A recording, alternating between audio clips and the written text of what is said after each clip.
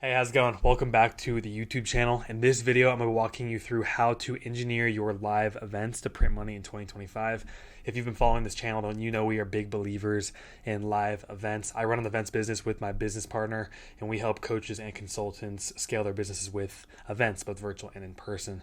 And in this video, I'm basically going to be pulling back the curtains, whichever word you prefer, into how we do it, how we engineer events to make money. And hopefully the goal is that you can just go and apply this stuff to your events today. Or if you're not even doing events, hopefully this video gives you the information to go out and start leveraging events to grow your business, because I believe events are the most powerful tool for growing coaching and consulting businesses in 2025. So with all that, let's dive into it. Now, Alex Hormozy always says to give yourself credibility in your videos, so I'm just going to do that right now real quick before we jump in.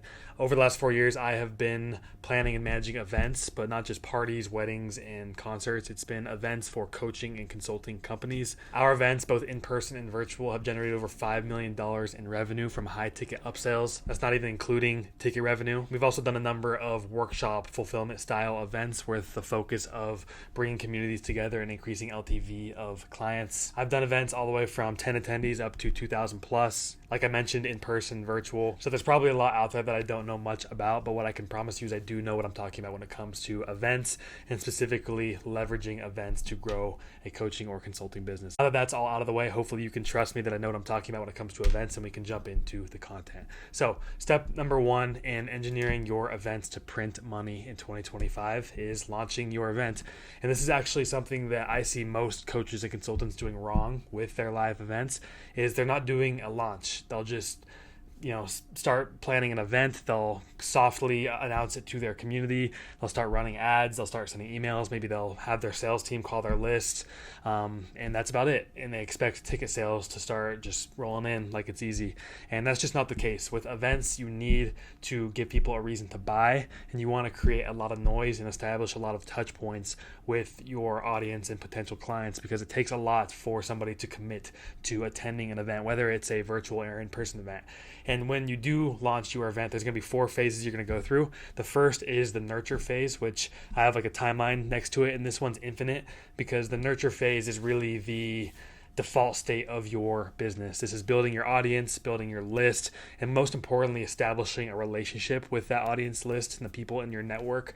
You want them to trust you, and these are the people that you're going to be launching to. So if you're not building that trust and that trust isn't there, then the launch is going to fall on deaf ears. So even if it's just 20, 30, 100 people, you want to have a small audience and a group of people that you can launch to that has established trust. The next phase is the pre-launch phase, and this timeline is 1 to 2 months. And this is where you start to tease what is coming. So in this example, we're talking about events. This is when you start to tease that something's going to be announced. Maybe you don't reveal it's an event, but something really cool is coming.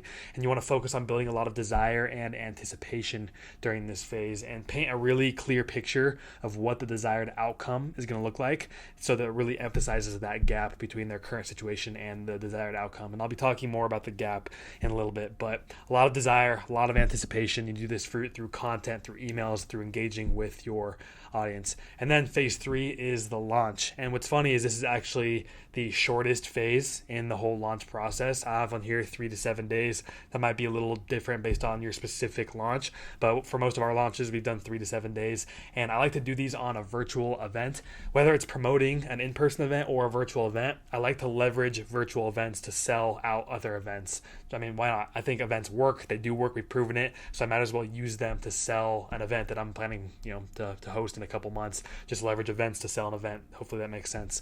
Launch is 3 to 7 days. I like to get people all on a virtual event. You release your irresistible offer. That's like the most important part of this phase, is having an amazing irresistible offer catered to the people that show up to this launch event. And then you have your follow-up sequences in the sequential days. Hopefully that's a word.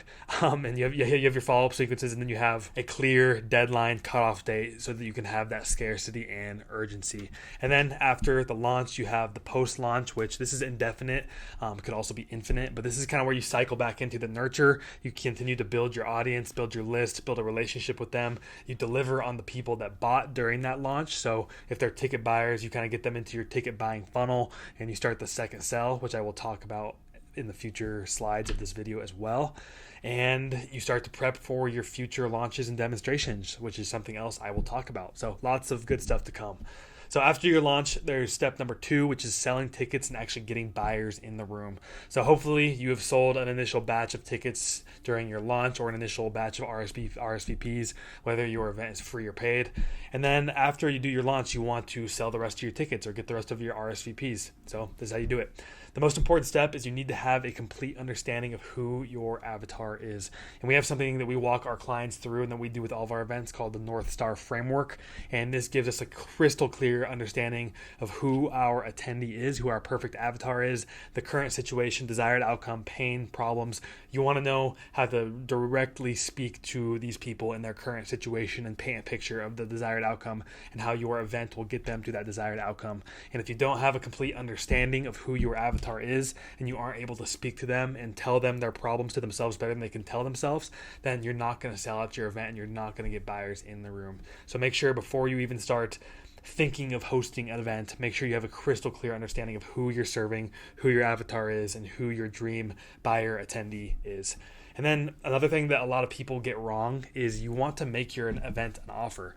A lot of people think that if you just have an event and you're selling tickets to it, that's enough to get people to buy, but you want to package your event as an offer as well. And remember, the offer is not the product, the offer is not the event, the offer is not, the process. The offer is the way the event is positioned, packaged, and communicated to the potential attendees. So when you're building out your event offer, don't be afraid to get creative with it. Don't be afraid to give discounts. Don't be afraid to give bonuses. Don't be afraid to make it the sexiest offer you can. But I can promise you, if you just decide to start running ads to a funnel that has your ticket prices and it's not an offer, it's just an event funnel with event prices and ticket prices and all that, you're not going to sell any tickets. So make sure when you're creating your event and you're creating the different packages, make sure that those packages are offers as well.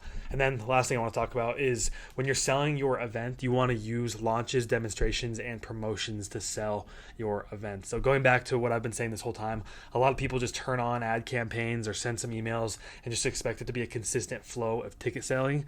However, you need to leverage demonstrations. You need to build pressure, and once the pressure falls, you need something else to build pressure to. Let's say you have a 9-month cycle from the launch up until your event. Inside of those 9 months, I would do 3 or 4 virtual events with different offers and different packages and different deals and different promotions to build excitement, build hype, build pressure, release the pressure, let it die down for a bit, build it back up, let it die down for a bit, build it back up, let it die down. You kind of use this cycle of demonstrations to sell your event, because if you just run one campaign the entire time, just directing traffic to a funnel, you're not going to sell out your event. And this is the same reason we do a launch at the beginning of the event, because we want to build that pressure, build that momentum, and give people a reason to buy. The same thing applies to these demonstrations throughout your event.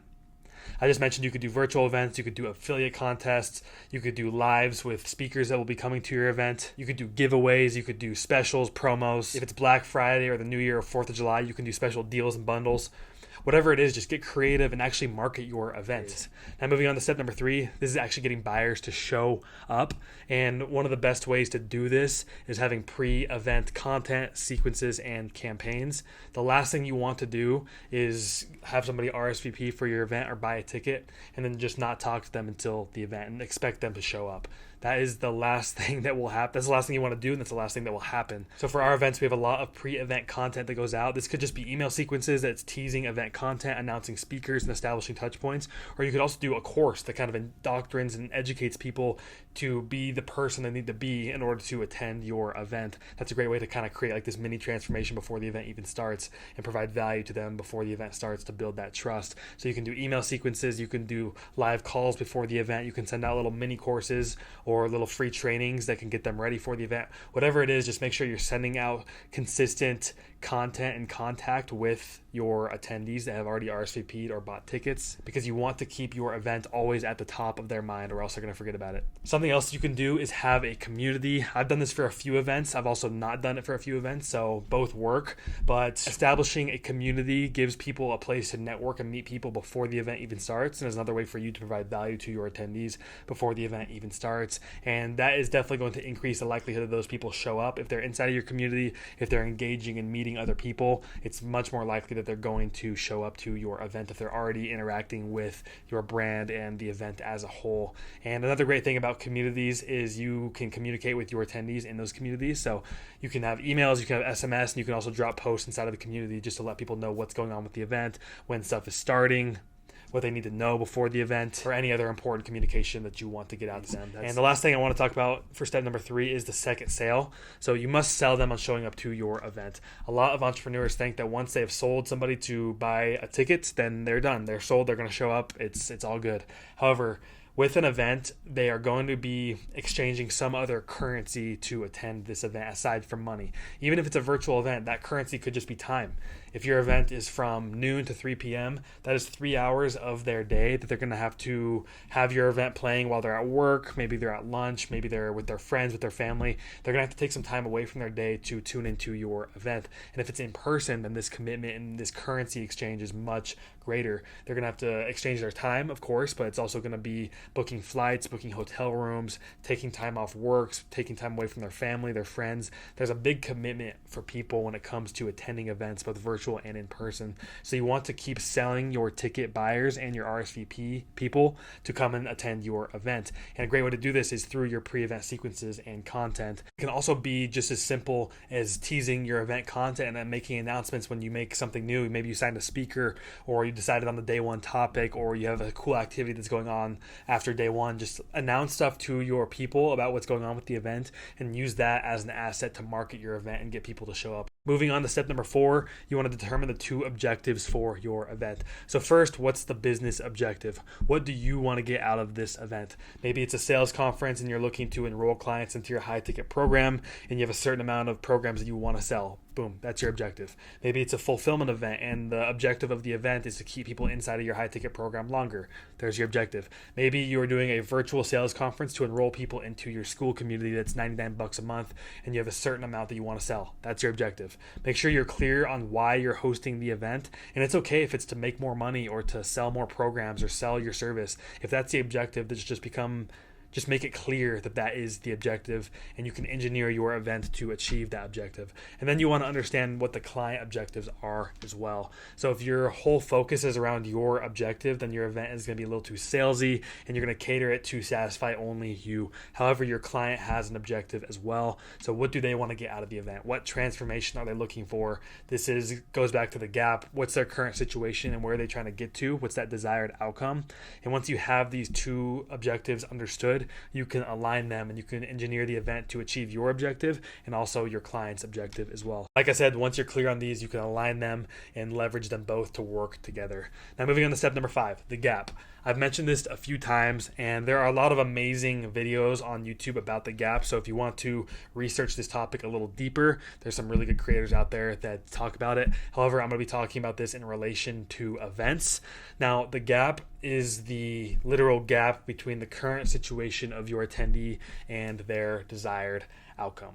And the reason people buy things is to close that gap. I mean, just imagine you're hungry, you want a sandwich. That desired outcome is eating the sandwich and being full. Your current situation is you're hungry and you're in pain. That gap is what you're buying and you're closing to achieve your desired outcome. So it's even as simple as buying a sandwich. But people buy to get away from pain, and they buy to close the gap. And your entire event funnel will be widening and closing this gap at the same time. And I actually want to jump into a mural board real quick and kind of show you what I mean by this. So this is your attendee just going about their lives, existing in this ever-growing universe of ours, when all of a sudden they experience some stimuli. And the stimuli comes from you. It's an ad, email, video, sales rep, launch, whatever it is. They come in contact with this, and the stimuli creates pain and begins to open the gap. And I'm not saying physical pain, like it stabs them or you like punch them in the face. I guess you could.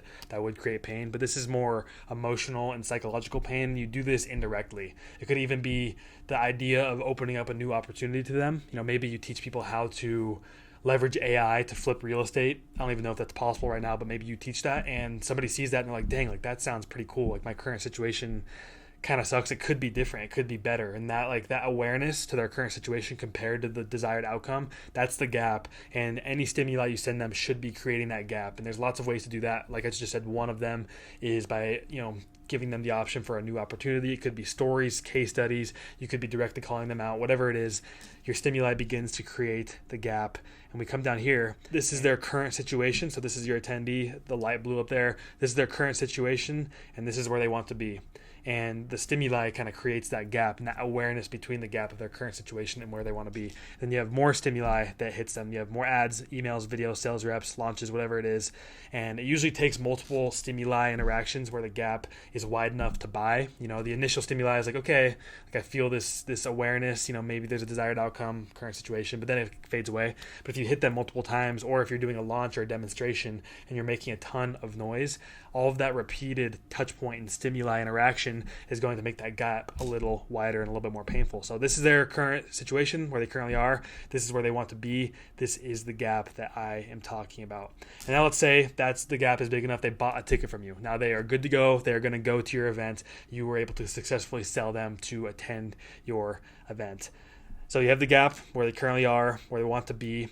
And then you have more stimuli, and this is your pre-event content. So this is what I was talking about: your course material, your mini courses, your trainings, your pre-event emails, the teasing the content for the event, announcing speakers, whatever it is. Stimuli is going to be hitting them after they buy a ticket, one, to make sure they show up to the event, but also to continue to widen the gap. And the stimuli is going to continue to open the gap, but it's also going to slightly close the gap as well. It's going to be giving them just enough value where they start to make that journey towards their desired outcome. And this is where you build trust and rapport with your attendee before they even show up to the event. So you have your stimuli, this red triangle, your pre-event content. Then you have this blue circle, which is where they were. This is where they are now. And this is where they want to be. So the gap continues to widen. However, you're giving them a little bit of value, which is going to close the gap as well, which builds that trust. Your event content will widen the gap more, but will also close it a bit. This is crucial, builds trust, shows they're on the right path. Now we're here at event day 1. They're continuing through the event funnel. They have this blue circle of where they were, where they are now, where they want to be. So your event content, once they're actually at the event, is doing the same thing. You're giving them value, and you're delivering value through the speakers and the presentations and the network, all the content. However, this same material that's giving them value is also widening the gap some more. Like the path is becoming more clear, and they can actually see, like, I want to be up there. Like my current situation is right now. It was actually a little worse a few days ago, but now I'm at this event. It's getting better. However, I want to be way up there, whether it's like starting a 6-figure business or it's flipping 10 homes in 1 year. Whatever your vehicle is, the gap is continuing to widen and get more and more painful as you are kind of pushing them along as well and closing the gap, just very minutely. Is that a word? Is minutely a word? Whatever it is, I'm going to be using that because it felt right. Then you move on to day 2, and if you're doing a 3-day event, day 2 is usually where the gap is at its max capacity. All of the pain and agitation from the pre-event content all the way up to day 1, now day 2, and all the content they've received, it's so valuable, but it's also so overwhelming, and they can see the desired outcome and they can see the path, and there's like a few steps they could take. However, there's a bunch of steps missing, and they are starting to think to themselves, this is all amazing. However, I don't think I can do this on my own. And that's the purpose of your event content, is to give them a lot of value. You want to deliver value to them and give them amazing content to where they can go and start down the path regardless if they buy your program. But you want to give them enough information to where it becomes a little bit overwhelming, and that's where you position your offer as the thing that gets them down the path and up to their desired outcome at the end, which I'll dive into deeper in a little bit. However, on day 2, this is where they were. They have this little circle of where they are now, and this is the gap at its max capacity, super overwhelming. And like I said, on day 2, the gap will be the widest and most painful. At this point, you have also helped them close the gap a bit. This is why we pitch on day 2. The gap is wide enough and the pain is agitated and the trust is established. So all of those boxes are checked and they are ready to buy your program. So this is just a little visualization that shows how the gap begins, how it widens, and how you actually close the gap a little bit for them as it widens with your event funnel. And this is why events are so powerful. Okay, so hopefully that Miro board was helpful in like visualizing how the gap widens as somebody goes through your event funnel, and also how you kind of get them down that gap a little bit and you close it a little bit just to build that trust and rapport with your attendee, so they trust you to be the one that helps them close the rest of the gap. And like I said, the gap should be most painful right before the pitch. So if you're doing a one-day event, make sure the pain and the gap is wide and painful right before the pitch. If you're doing 3 days, make sure it is peaking at day 2. If you're doing 4 days, make sure it's peaking at day 3, and so on. So step number 6 is test driving your offer with the content of the event. Now, this is a strategy that we use with our clients to help them craft their content. This is what we use for our events, and it works really well. So your event should give your attendees a test drive of your offer. What do I mean by that? Let's say the main phases of your offer are: phase 1, how to build a funnel; phase 2, how to get traffic to your funnel; and phase 3, how to convert that traffic into buyers. That's kind of like the 3-phase system that you use for your offer. Of course, your offer that you're going to be pitching is very sexy, it's very urgent, and it has all of the offer elements, but the main phases is what you want to isolate when you're making your event content, because you want to give people a test drive of those phases. So these are the 3 phases, and then your event content would look like: day 1, building funnels. So all the content on day 1 is around building funnels. You have speakers come in and talk about building funnels, like you're talking about building funnels. It's all about building funnels. Step number 2, or day number 2, is traffic and converting traffic, and this is pitch day. So what you want to do is you want to make sure you have all of your cards out before the pitch. So if you're doing a 3-day event, if your pitch is on the evening of day 2 or at the end of day 2, you want to make sure you have all of your offer essentially presented by the time that you pitch. And you can definitely do some more integration or some more content on day 3, like re-emphasizing stuff, maybe some motivation, but you want to have all of your cards on the table for everyone to see at day 2, right before the pitch, so that they can see all of the value and that they got a test drive and they got to test out all of the value that you are talking about. And one thing that you can do that's really cool is if you have like a coaching aspect in your event, you can host little mini test drives of coaching. So have your coaches host some roundtables or do breakout rooms or whatever it is. Give your attendees a taste of what it's like to have coaching to help them achieve their goals. So I hope this makes sense. If your offer phases are: phase 1, how to build a funnel; phase 2, how to get traffic to your funnel; and phase 3, how to convert that traffic into buyers, that will be the basis of your event content. And if that's the offer that you're pitching, that's the content that you want to construct to give your attendees a test drive of the offer that you're going to be pitching. Now, moving on to step number 7, that is trust. In order to buy, people need to trust you, your offer, and your clients. Now, one of my mentors, Charlie Morgan, really presented this in a very easy to understand way. Now, this is something that we've done at all of our events with all of our event clients, but he presented it in this way, this like 3-pillar, 3-bucket system that I want to share with you because I think it's really effective. So when people are buying from you, they need to trust you. So they need to trust you as an individual, that you're not going to scam them, and that you're actually going to deliver on what you are promising. They need to trust your offer. So everything that you're saying they're going to get, they need to trust that they're going to get it. And they need to trust your clients. So the people that you say that you've helped, even if it's just 1 or 2 people, they need to trust that you actually helped them and they aren't just your friends that you paid to give you a testimonial. They need to have trust in those 3 pillars, and you also need to have trust in these things. So you need to trust yourself that you can help them get from their current situation to their desired outcome. You need to have trust and faith in your offer, that it's the thing that can help them close that gap. And you need to have trust in your clients, which you probably should if you've helped them. If you've helped people actually achieve a certain goal, then you should have faith in yourself that you can do that. But you need to have faith in your clients as well. And events are great for building this trust because, 1, they get to see you, they're interacting with you, even if it's virtual, if it's in person, they're inside of your atmosphere, inside of your brand, and they get to establish a very unique connection with you as the event host, which helps them trust you for your offer. Since you're test driving your offer throughout your entire event, by the time that you pitch it, they're going to really trust it because they just got to have a little taste of it, and that was so valuable they can't even imagine, they can't even fathom what your offer is going to be like once they buy it. So that's how you build trust in your offer with events. And your clients, hopefully, if you engineer your event correctly, your clients are just walking around your event being walking spokesperson, whatever it is, being walking spokespeople for you. And something I like to do with events is, if you have some successful students, actually go and put them up on stage and have them be your speakers. This is something that we have done at a lot of our large conferences. This is something that Russell Brunson does really well at his Funnel Hacking Live event. Most of the speakers that are on stage are people that were in one of his programs or worked with him in some way, and they always attribute their success to Russell, saying that Russell's the man, his programs are awesome, he's helped us, he changed my life. And they're essentially just walking case studies up on his stage, teaching you how to do what they did, which was essentially just buy his programs and learn from him. And this is also really good for opening the gap and making the gap very aware and and painful because they're seeing literally their desired outcome up on stage, speaking back to the current situation. Like the gap can be visualized between the speaker and the attendee. The attendee is the current situation and the speaker is the desired outcome. And there's a real time gap forming right there, which makes it super painful for the attendee. And I've been in that spot. I've been closed at multiple events where I would see speakers and they would be students of a certain program. And I was like, this is just so painful. Like, it's awesome. I'm learning a lot, but like, that's where I want to be. And that person up on stage is exactly where I want to be. And the gap was like so real and so painful. And that's why events are extremely powerful for establishing trust, building the gap, selling products, whatever it is. They're just super powerful. The last thing that you want to do, step number 8, is you want to build an offer that closes the gap. So, maybe this is a little bit out of order. Of course, you want to have your offer built out before the content because you want to sprinkle your offer throughout the content.